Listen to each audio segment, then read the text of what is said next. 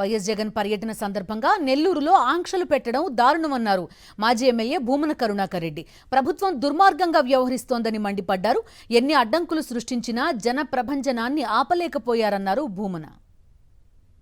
ఒక జనాదరణ పొందినటువంటి నాయకుడు, అత్యంత జన సమీకరణ తనకు తానే చేసుకోగలిగినటువంటి ఒక గొప్ప ప్రజాదరణ ఉన్నటువంటి నేత అయినటువంటి జగన్మోహన్ రెడ్డి పట్ల మీరెవ్వరూ కూడా జగన్మోహన్ రెడ్డిని చూడటానికి రాకూడదు అని ప్రజల మీద ఈ రకమైనటువంటి పోలీసుల దండయాత్ర, ఇది పోలీసులు చేస్తున్నటువంటి ఈ దండయాత్ర ప్రజలతో, ఆయుధాలు లేనటువంటి ప్రజలతో ఆయుధాలున్నటువంటి పోలీసుల చేత చంద్రబాబు గారి ప్రభుత్వం చేస్తున్నటువంటి ఈ యుద్ధంలో ఇన్ని నిర్బంధాలు, ఇంత దౌర్జన్యాలు కొనసాగుతున్నా కూడా మేమంతా జగన్ వైపునే, జగన్తోనే, జగన్ పక్షానేనని వేలాది మందిగా జగన్తో నడుస్తున్నారు అనంటే ఇంత తీవ్రమైనటువంటి నిర్బంధంలో కూడా జగన్మోహన్ రెడ్డి గారి పట్ల ప్రజలకు ఉన్నటువంటి